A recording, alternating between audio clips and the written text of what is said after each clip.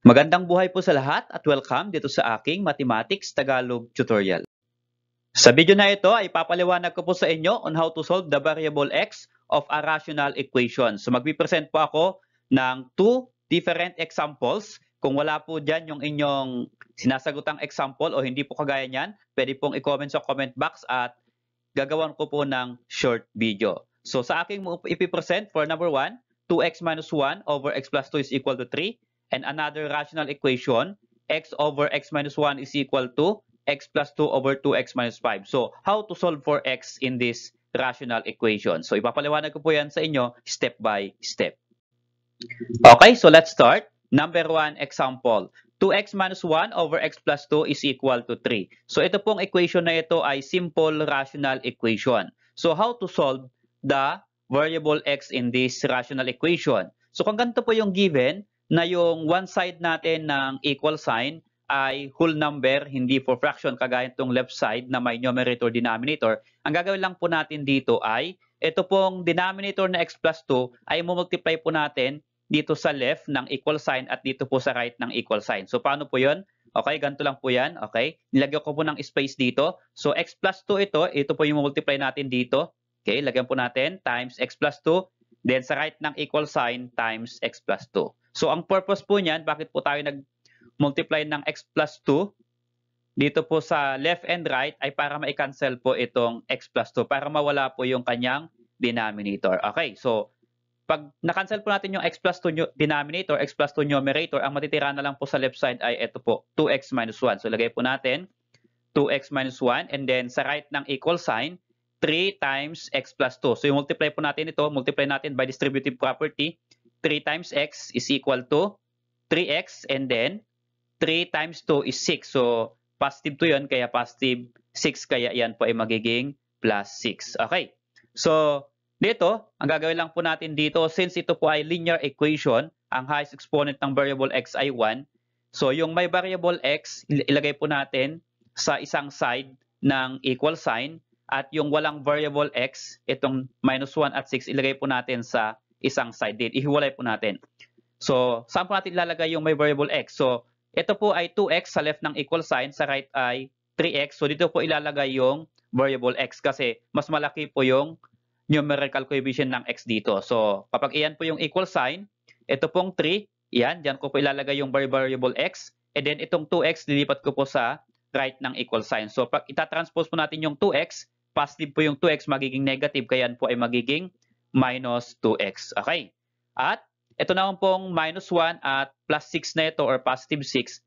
Since wala po silang variable, ilalagay ko po lahat sa left side. So ito pong minus 1, hindi po mag-change ng sign kasi hindi naman po itatawid ng equal sign. Kaya minus 1 yan, kaya negative 1. At ito pong plus 6 na ito, since ilalagay natin sa left ng equal sign, ito yung equal sign, tatawid po yan sa equal sign. Change the sign, plus 6 magiging minus 6. Okay? And then simplify po natin. Negative 1 minus 6, yan po ay negative 7. At sa right naman, 3x minus 2x, parehong may variable na x, just subtract the numerical coefficient 3 minus 2. So 3 minus 2 is 1. So 1x or just x na lang. So the value of x is equal to negative 7. So kung gusto natin i-check kung tama yung sagot natin, kunin po natin yung original equation. Yan. At substitute po natin itong value ng x na na-calculate natin na negative 7. So dito po sa numerator po dito, 2x minus 1, 2 times x, meaning to say 2 times the value of x is 7 or negative 7. So that is 2 times negative 7 and then yung minus 1. Sa denominator naman po, x plus 2. So yung x plus 2, yung x ay negative 7, kaya negative 7, then yung plus 2. And then equal to 3. So, ang peltan ko lang po dito ay yung x na negative 7. Ito lang po yan. Sa numerator, simplify natin. 2 times negative 7 is negative 14. Minus 1, that is negative 15. Sa denominator naman, negative 7 plus 2. So, subtract mo lang yan. So, 7 minus 2 is 5. So, that is negative 5 is equal to 3. Then, simplify natin.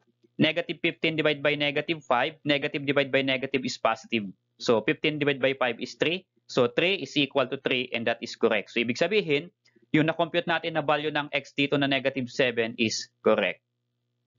Okay, number 2 example. x over x minus 1 is equal to x plus 2 over 2x minus 5. So in this case, medyo mas mahirap po compare sa number 1. Kasi pareho po sa left and right ng equal sign ay may numerator at denominator. So ang gagawin lang po dito ay by cross multiplication method. Isi-simplify po natin. So unahin po natin itong x times 2x minus 5. Multiply po natin yan. So yan. So magiging x times 2x minus 5. And then dito naman po sa kabila. Yan. So x minus 1 times x plus 2. So by cross multiply lang po. Yan. And then we are going to simplify. Kailangan simplify natin itong left ng equal sign, x times 2x minus 5, monomial by binomial. So ang gagawin lang po natin dito ay distributive property. So what is x times 2x? Yan po ay 2x squared. And then minus, okay, x times 5 or negative 5 kasi minus 5. So x times negative 5 is equal to negative 5x. Okay? Is equal to, eto, iba naman po yung way ng pag-multiply kasi ito po ay binomial by a binomial. X minus 1 times x plus 2. So paano po ang shortcut niyan? Kapag ang numerical coefficient po pareho ng x ay 1, so 1 po yan pareho ang numerical coefficient, all you have to do is multiply po ito. X times x ay x squared. And then, yung middle term niya, i-add lang po natin ito. What is negative 1 and then plus 2. Okay? What is negative 1 plus 2? Yan po ay positive 1. Then, lalagyan po natin ng variable na x. Okay? Positive 1x or pwede pong positive x na lang po yan or plus x. Okay? So, pwede pong may 1, pwede pong wala.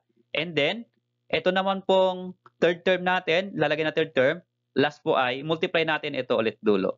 So, kapag in-add po natin, middle term, pag multiply, last term.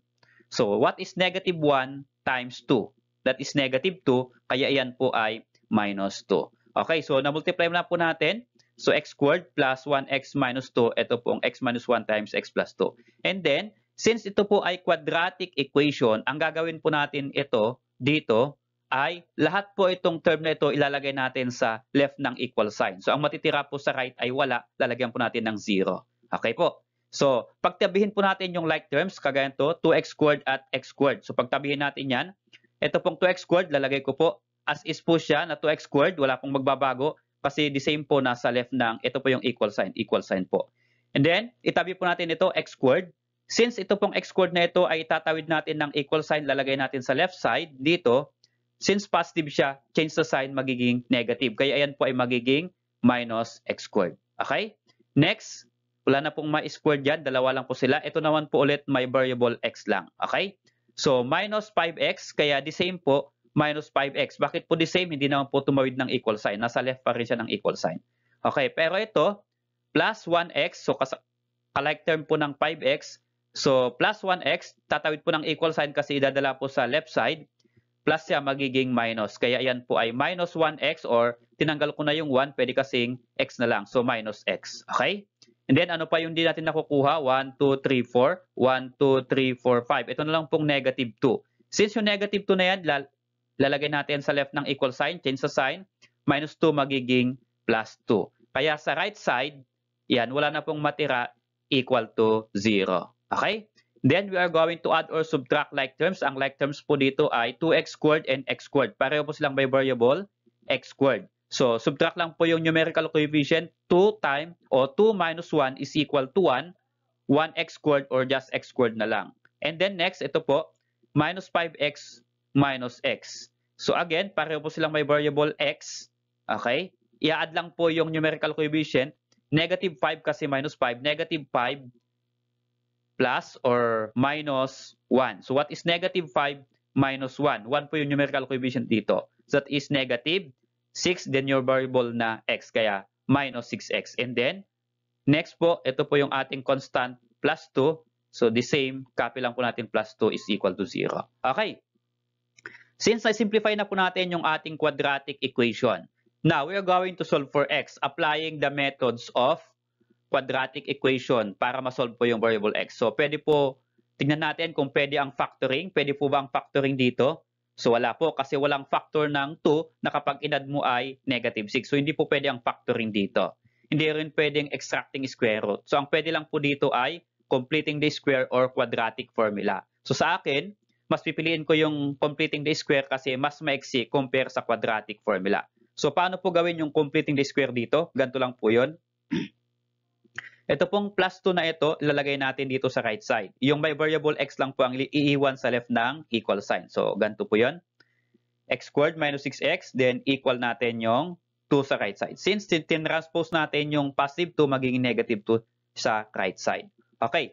Magpa-plus po tayo dito sa left para maging perfect square trinomial po itong x squared minus 6x. So, anong i-add natin dito para perfect square trinomial ito? So, kung ano yung i-add po natin dito sa left side ng equal sign, gawin din po sa right side. Okay, so para makuha yung i-add, i-divide lang natin itong numerical coefficient ng variable x ng 2. Always 2 po.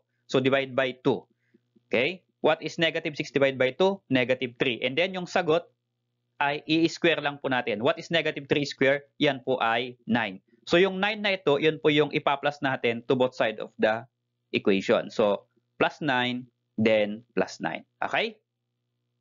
Then next, ito na po yung bago nating equation. Lagay po natin dito sa taas. Okay, so yan na po yung bago nating equation. X squared minus 6x plus 9 equal to negative 2 plus 9. Ito po yun, diretso. Okay. So, ito po ay perfect square trinomial.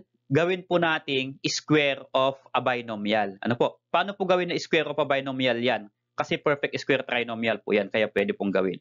Okay? So, ito po, magiging binomial na lang po siya. So, paano po gawin yan? Yung variable po niya ay x, kaya x. And then, mag-a-add or magsusubtract tayo. Tingnan natin. Ano po ba yung dinivide natin dito? Anong quotient? Negative 6 divided by 2, ang sagot po ay negative 3. So, yung negative 3 na ito, ilagay po natin dito, magiging negative 3 kaya minus 3. Okay, so x minus 3, yan. And then, i-square lang po natin. Actually, yung x minus 3 square, yan na po yan. X squared minus 6x plus 9. So, ito na po yung square of a binomial nito pong perfect square trinomial na ito. Okay?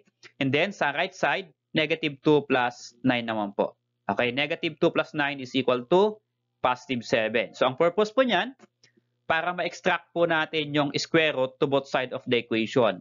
And then, ma-cancel po natin itong square root at yung square dito. So, cancel po natin.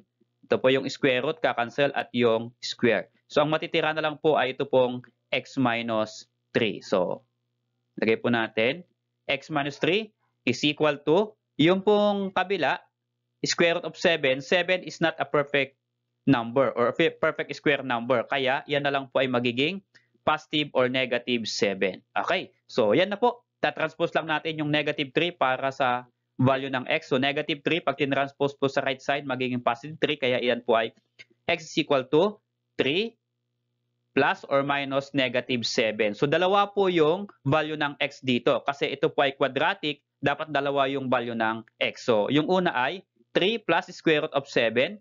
Then, yung pangalawa ay 3 minus square root of 7. Salamat sa panonood kaibigan. Kung nagustuhan mo yung video na ito, please click like and then subscribe kung bago ka pa lang po sa aking channel.